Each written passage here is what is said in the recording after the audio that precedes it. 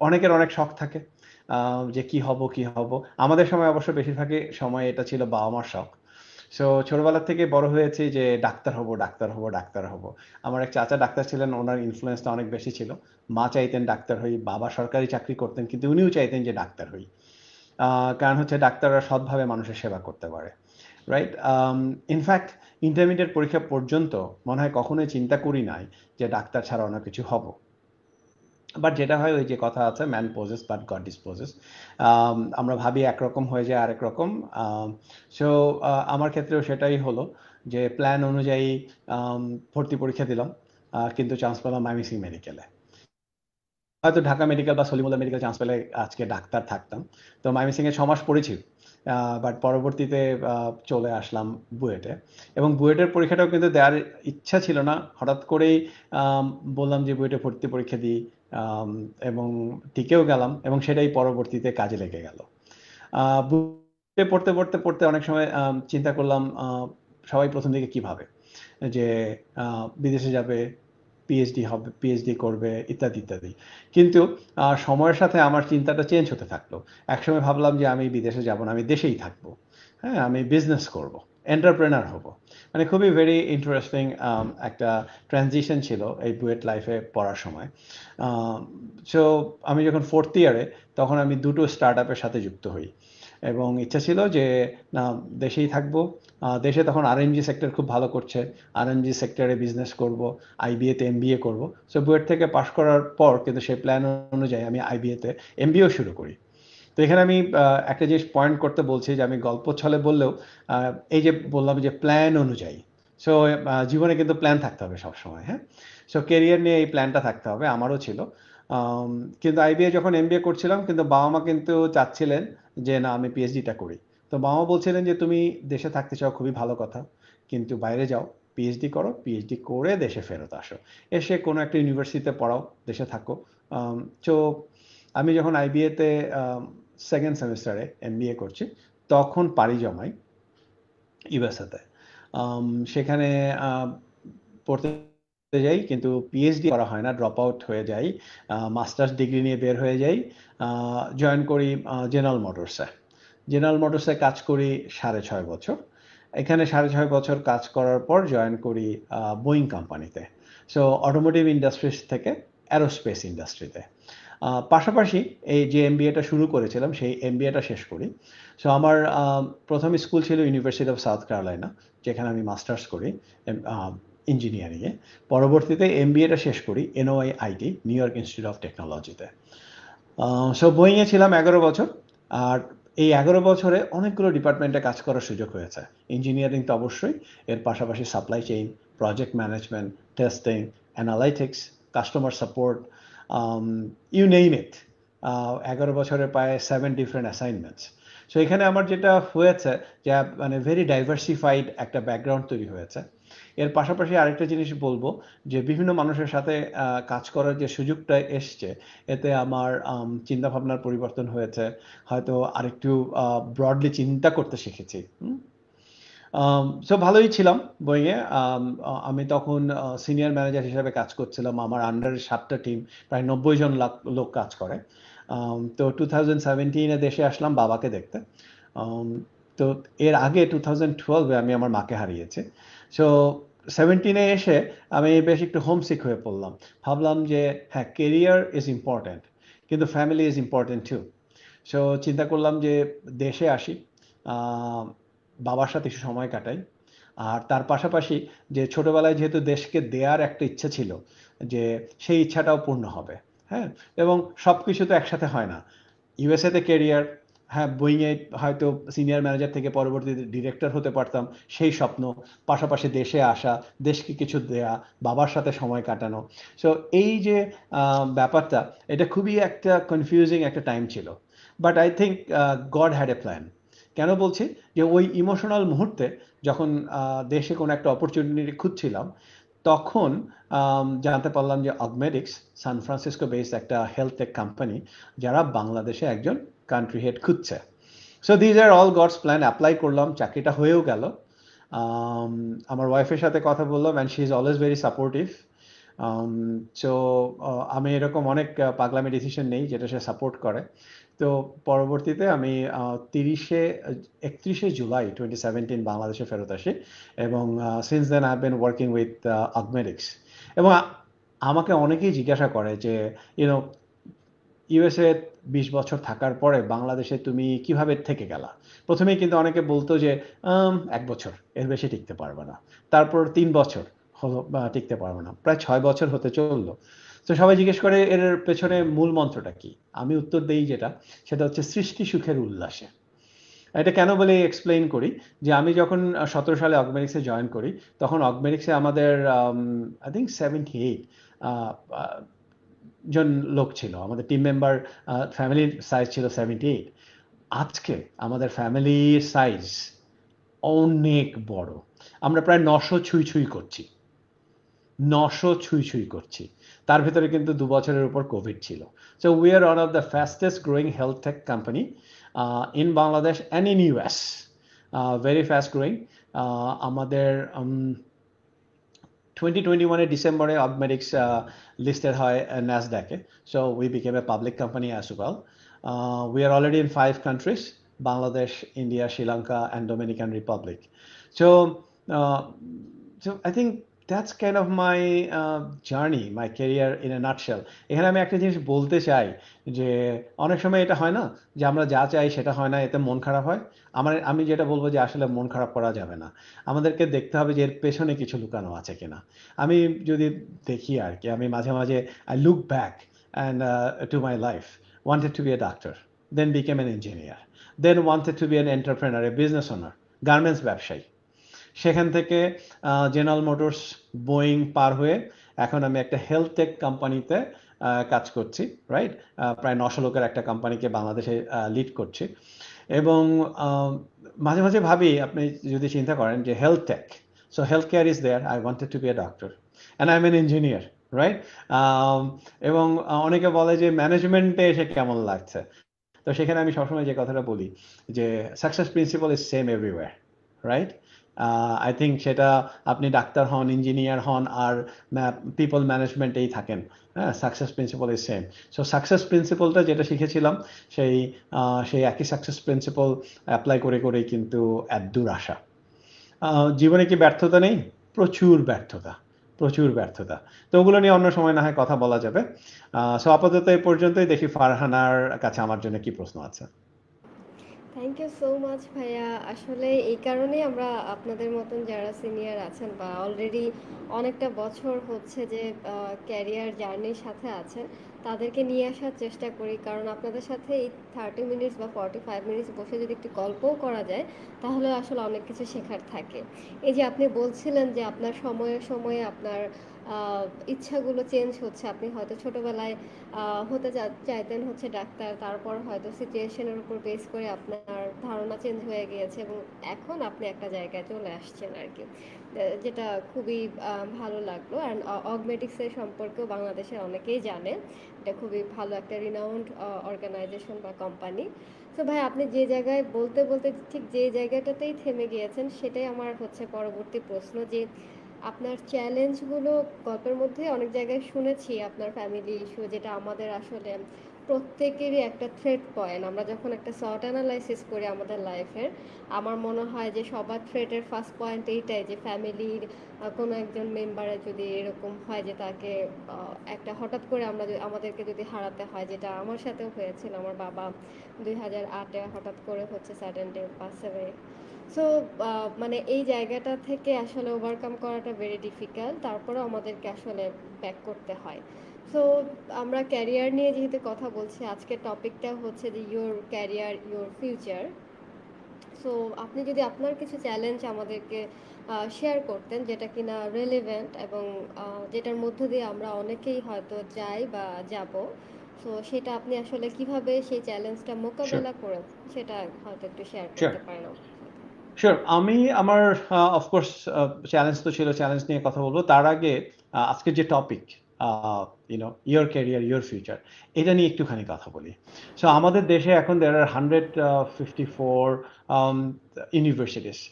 হয়তো এর মাঝে আরো বেড়েছে, কারণ এই নাম্বারটা অ্যাটলিস্ট 2-3 ইয়ার্স পুরনো। এর সাথে অনেক ইনস্টিটিউট আছে। আম, প্রতি বছর অনেক ছেলে মেয়ে গ্রাজুয়েট করে বের হচ্ছে, কারণ Bangladesh is one of the country যেখানে এই 25 থেকে 45 এই গ্রুপটা অনেক বড়, and which is our strength, যে আমাদের একটা পপুলেশন আছে যাদেরকে আমরা কাজে লাগাতে পারি। বাট আমি এখানে একটা জিনিস খেয়াল করি অনেক সময়, যে তরুণদের মাঝে একই সাথে দুটো জিনিস, অনেকের মাঝে অনেক উদ্দীপনা, অনেক উৎসাহ, অনেক নতুন কিছু করার চিন্তা, এবং যার প্রতিফলন দেখতে পাই যে বাংলাদেশে এখন 7,500 লিস্টেড স্টার্ট আপ আছে। আবার একই সাথে আবার আরেকটা চিত্র দেখি, অনেকের ভেতরে দেখি হতাশা, অনেকের ভেতরে কারণ হচ্ছে যে দেশে বেকারত্বের হারটা বেশ, বোধহয় সরকারি হিসাবে প্রায় 40 লক্ষ গ্র্যাজুয়েট যাদের এই মুহূর্তে জব নেই। তো সবার মনে একটা ফ্রাস্ট্রেশন লক্ষ্য করি, যে আন্ডারগ্রেড শেষ করলাম, এতগুলো টাকা খরচ করে ইউনিভার্সিটি থেকে ডিগ্রি নিলাম, তারপরেও চাকরি পাচ্ছি না, কেন পাচ্ছি রাইট। না? জি। তো এখানে আমি যে কথাটা সবাইকে বলতে চাই আজকে এই প্ল্যাটফর্মে, যে don't be frustrated, don't be frustrated.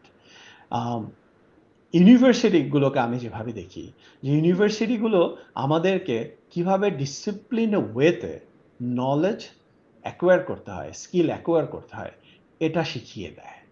ইউনিভার্সিটিগুলো কিন্তু কোনোভাবেই নিশ্চয়তা দেয় না বা দিতে পারে না যে আমরা পাশ করার সাথে সাথে একটা চাকরি পেয়ে যাব। এক্স্যাক্টলি। সো আমি ওভাবেই দেখি।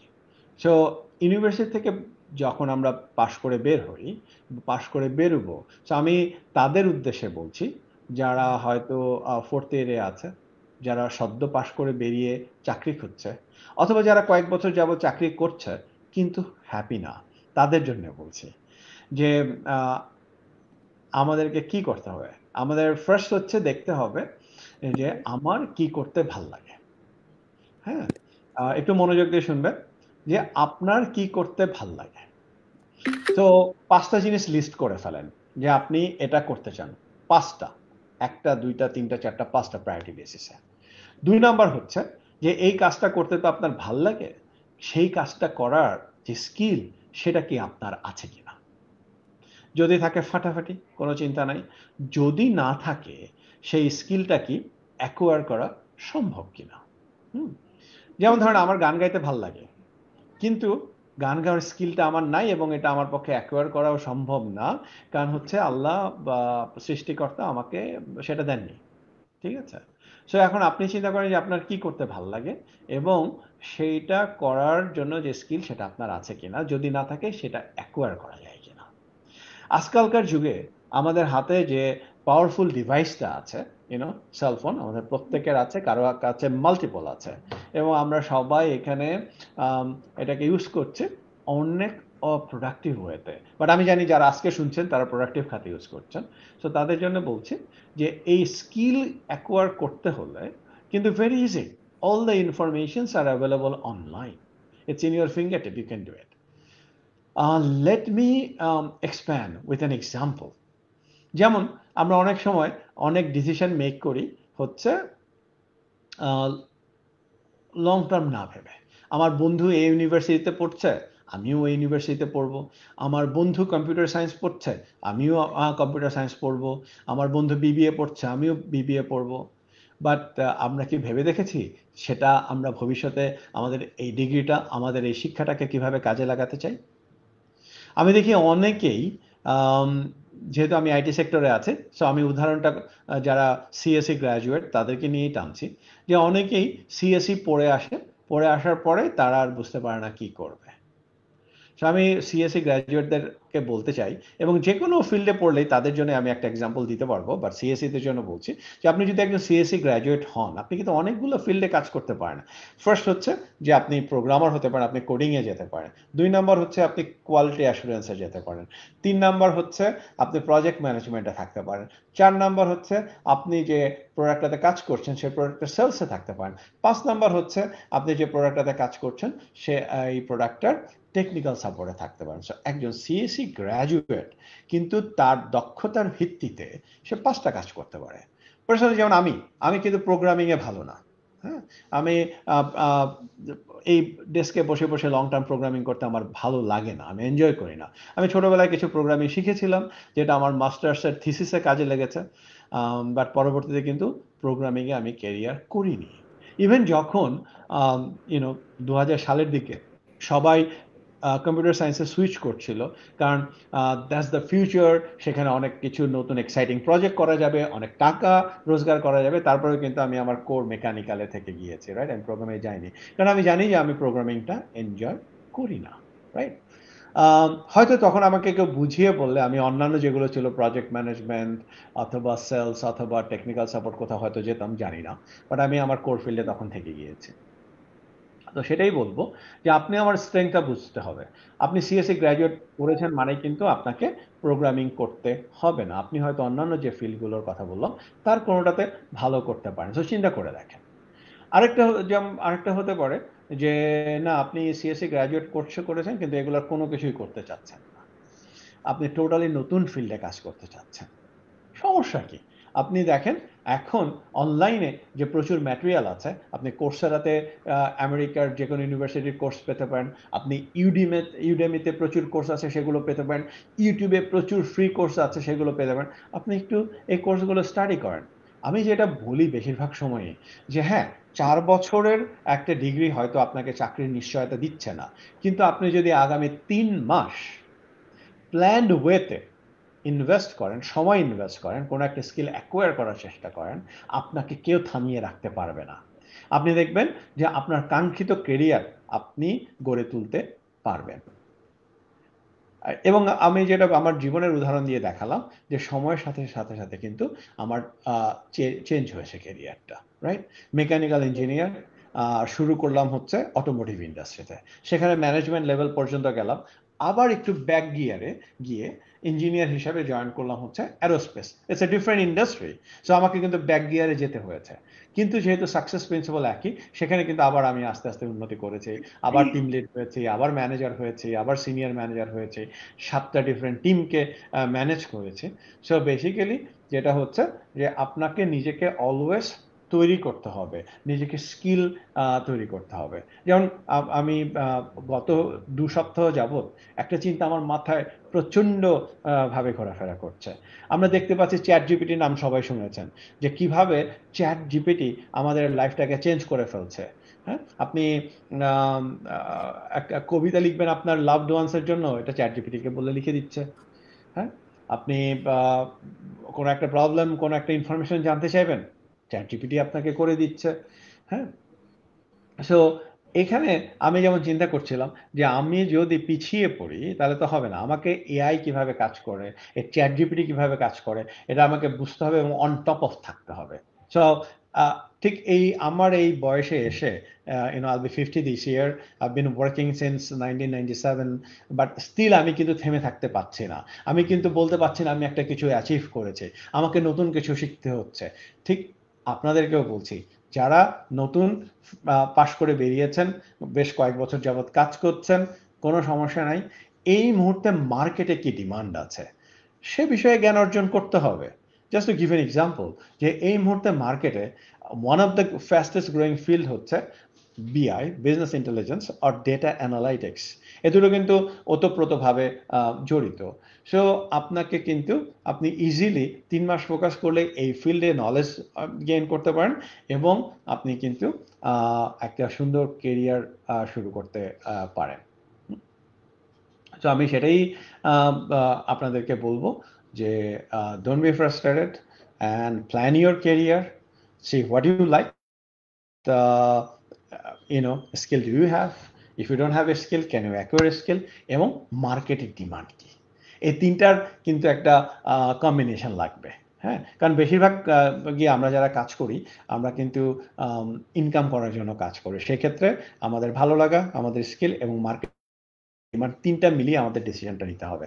এবং আপনি যদি ইনভেস্ট করেন 3টা মাস প্ল্যান্ড ওয়েতে, আমি মনে করি যে আপনি সুন্দর একটা কেরিয়ার গড়ে ফেলতে পারবেন। এবং যেটা আজকে আমাদের টপিকস, যে your career your future, right? আপনার ফিউচার আপনার হাতে, আপনার ক্যারিয়ার আপনার হাতে।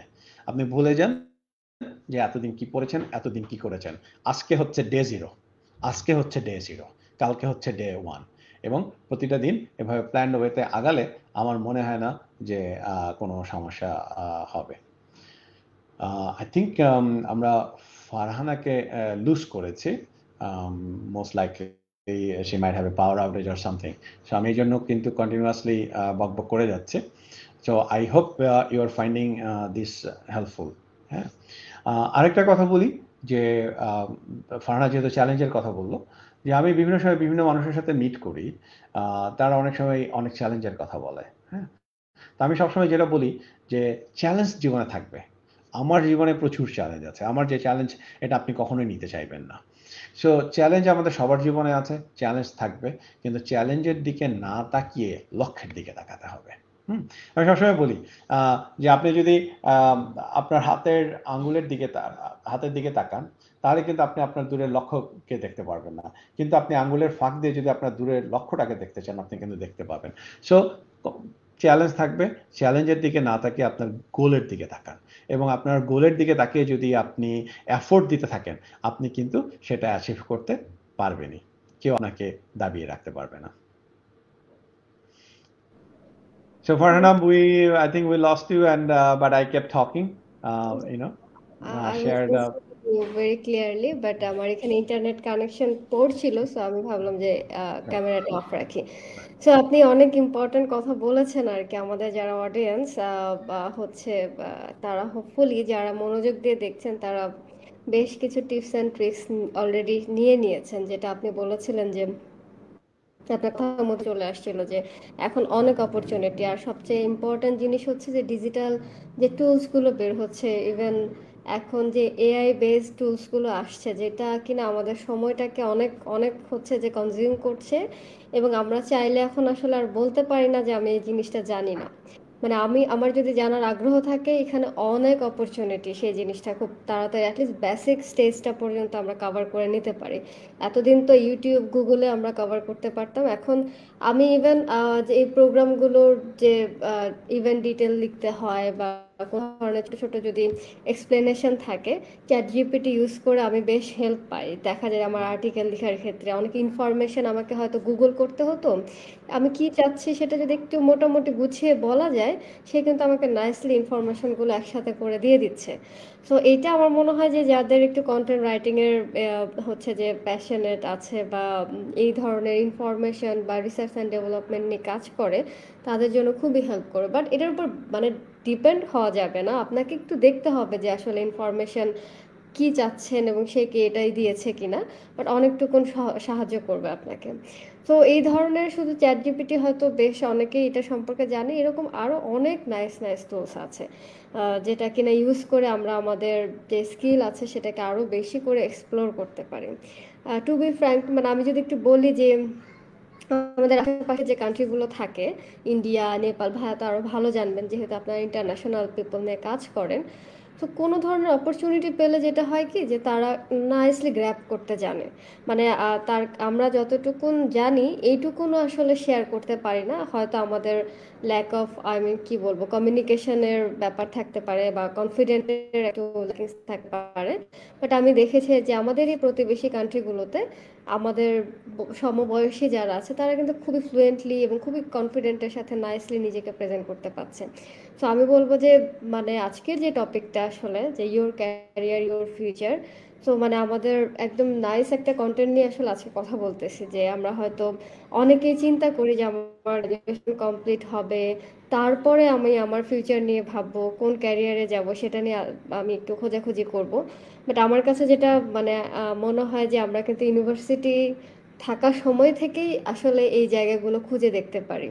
যেমন ভাইয়া বলছিলেন যে প্রোগ্রামিং এর প্রতি তার কোনো ইন্টারেস্ট নাই, তো আমরা যদি নাই জানি যে কোন জিনিসটা আমার ভালো লাগে আর কোন জিনিসটা আমার ভালো লাগে না, আমি তো 6 মাস একটা জব করে তারপরে ফিল করব যে আমার প্রোগ্রামিংটা একদমই ভালো লাগে না, তারপর আমি আরেকটা জায়গায় সুইচ করব, এটা না করে আমরা যখন স্টুডেন্ট থাকি তখনই কিন্তু আমাদেরকে একটু বুঝে ফেলতে হবে যে আমার মধ্যে আসলে লিডারশিপ স্কিলটা বেশি ভালো বা কমিউনিকেশন ব্যাপারটা আমার কাছে ভালো লাগে।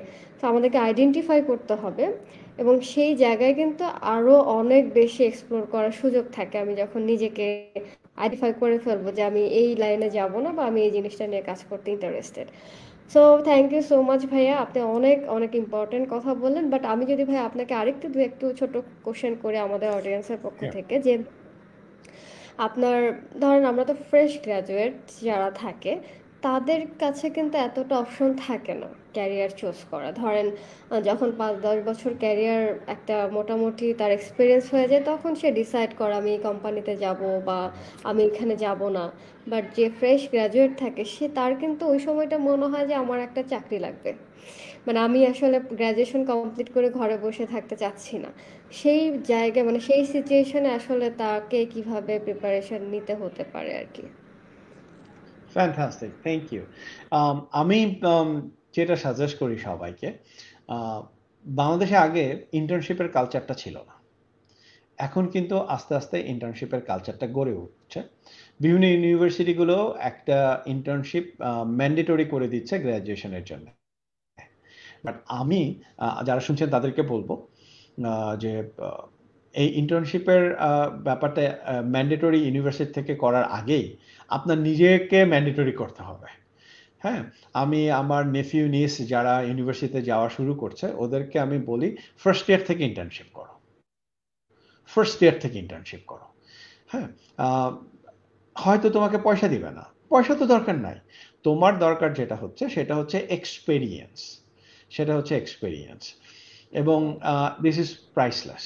সো আমার মনে হয় যে স্টুডেন্টরা যদি ফার্স্ট ইয়ার থেকেই তাদের পরিচিত যারা আছে তাদের থ্রুতে যে কোনো অর্গানাইজেশনে, it doesn't need to be big organization, যে কোনো অর্গানাইজেশনে ইন্টার্নশিপের চেষ্টা করে, এবং সেটা 4 বছরের 4টা অর্গানাইজেশন হতে পারে, 4 বছরে 8টা অর্গানাইজেশনে হতে পারে, সেটা 2 সপ্তাহের হতে পারে, বা 3 মাসের হতে পারে। হ্যাঁ, যেটা গ্র্যাজুয়েশনের জন্য লাগে সেটা 3 মাসের, সেটা হয়তো পরে করা যাবে, বাট একটু একটু করে ইন্টার্নশিপ যদি করা যায় তাহলে কিন্তু ফ্যান্টাস্টিক হবে। এবং এক্ষেত্রে আমি একটা স্টোরি শেয়ার করি, মানে আজকের ঘটনা। একটা মেয়ে, সে ও লেভেল দিয়েছে বা দিবে, আজকে ইমেল করেছে আমাকে। হ্যাঁ, আমি তাকে চিনি না, সে সামহাও আমার ইমেল অ্যাড্রেস জোগাড় করেছে। সে একটা ইমেল করেছে যে সে কি আমাদের এখানে এসে শ্যাডো করতে পারে কিনা আমরা কিভাবে কাজ করি, রাইট? অ্যান্ড ও লেভেল মানে হচ্ছে ক্লাস 10, রাইট? 10 গ্রেডের একটা।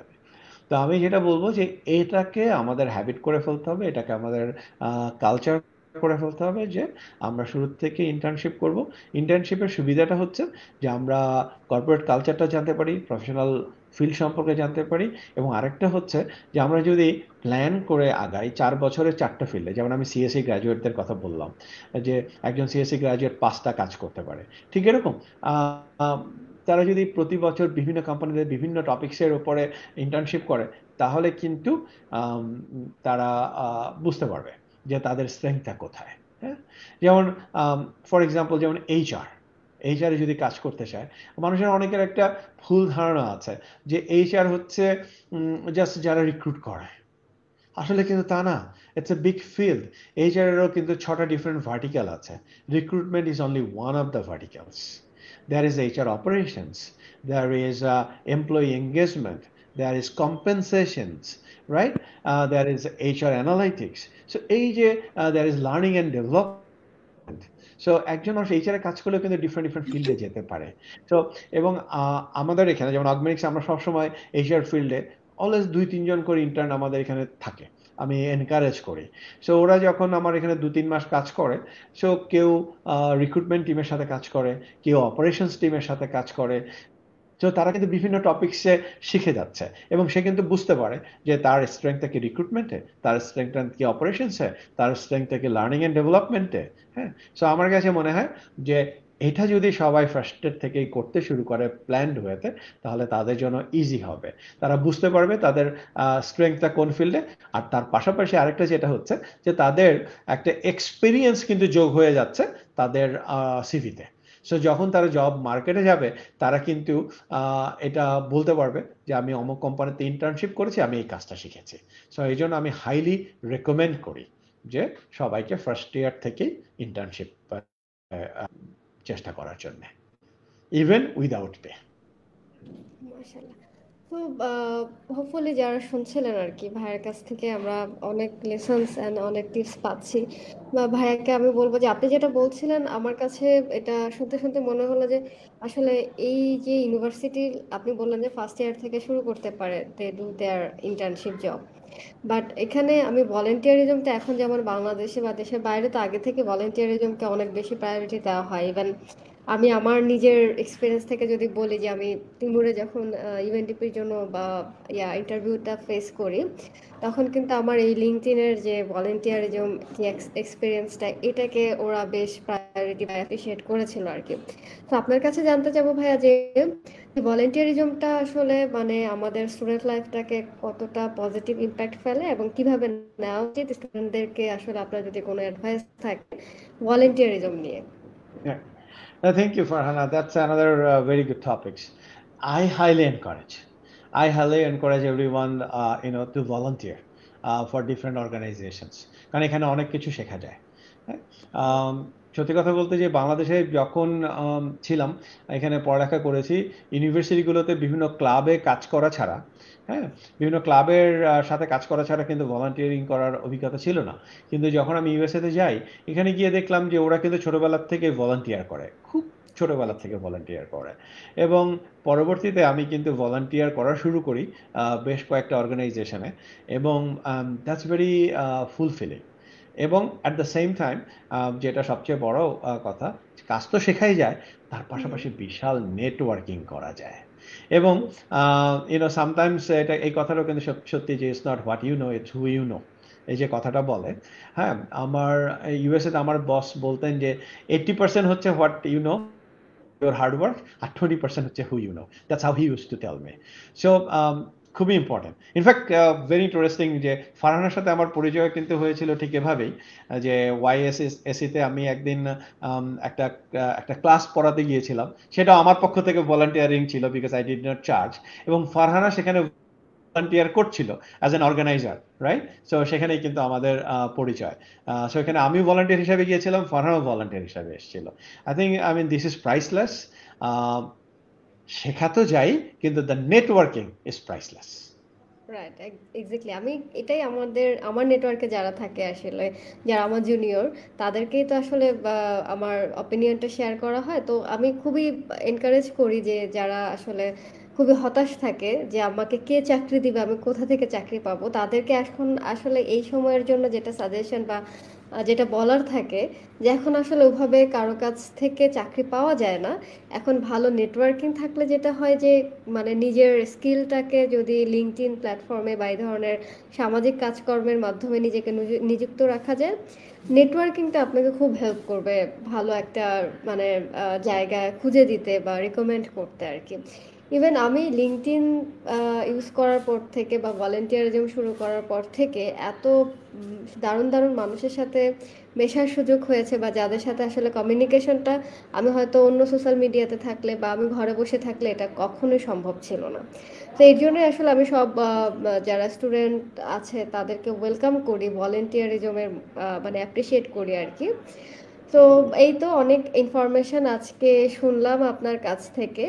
আম, যাবার আগে একটু আপনার কাছ থেকে জানতে চাচ্ছি, আপনি যেখানে আছেন ভাইয়া অগমেডিক্সে, এই জায়গাটাতে আসলে মানে আপনারা কি ধরনের ক্যান্ডিডেট এক্সপেক্ট করেন, তাদের কাছে কি ধরনের আসলে আপনাদের রিকোয়ারমেন্টটা কি থাকে, এটা যদি শেয়ার করেন। Of course, thank you. So like any other companies, আমাদের অনেকগুলো ডিপার্টমেন্ট আছে, প্রায় 13টা ডিপার্টমেন্ট। আমি যদি কুইকলি বলি, সফটওয়্যার ইঞ্জিনিয়ারিং আছে, আমাদের নেটওয়ার্কিং ইঞ্জিনিয়ারিং আছে, আমাদের টেকনিক্যাল সাপোর্ট আর কাস্টমার সাপোর্ট আছে, আমাদের বিজনেস সাপোর্ট একটা টিম আছে, এইচআর ফাইন্যান্স তো থাকবেই যে কোনো টিমে, সেই সাথে অ্যাডমিন অ্যান্ড ফ্যাসিলিটিস আছে, প্রজেক্ট ম্যানেজমেন্ট আছে, design and marketing and branding আছে, লিগ্যাল কমপ্লায়েন্স আছে। সো প্রতিটা টিমেই কিন্তু অনেক লোক লাগে।